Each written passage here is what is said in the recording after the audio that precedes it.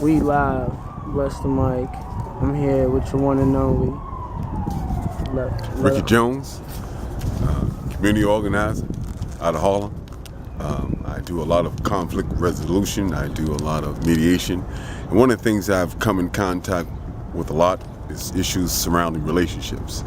And one of the things a young man asked me the other day, how do you know whether or not you're in love? And I told him, well, basically I have a 5-step program.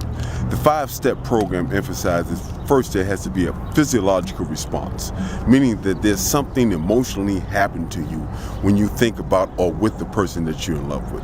Secondly, there's a sexual attraction, meaning that you want to be intimate with the person that you're in love with.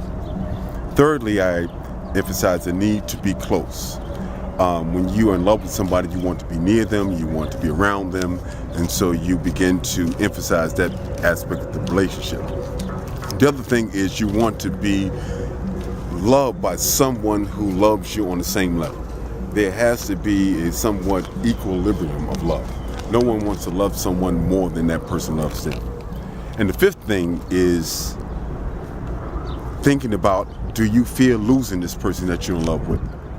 Now, I was telling this person that I was emphasizing relationships with, and they were talking about how do you sustain a loving relationship. I said, well, basically, I use the 4-step program.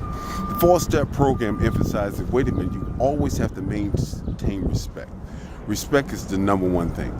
Secondly, you have to appreciate the person that you're in love with. You can't take a person that you're in love with for granted. And the third thing is practicality. It has to make sense being in love with the person that you're in love with. Based on your career aspirations, the things that you think about doing in the future, this person has to fit into that world. And the fourth thing is romantic attraction. I think that always has to maintain a romantic attraction, meaning that even if the loving relationship begins to falter, if people begin to stimulate that, they can sustain it. And I'd like to thank y'all with this little message of how to sustain a relationship as well as finding out whether or not you're in a loving relationship. Thank you very much. Ricky Jones. All right, you heard it here first.